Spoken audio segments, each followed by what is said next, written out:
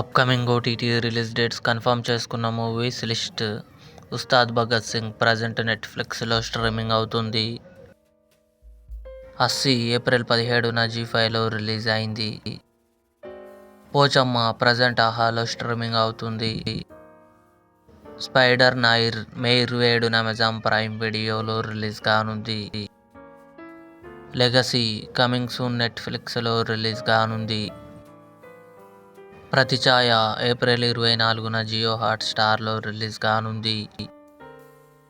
ప్రేమ కావాలి ఆది సాయి కుమార్, ఈషా చావ్లా కలిసి నటించారు. ఏప్రిల్ 25న థియేటర్లో రిలీజ్ కానుంది.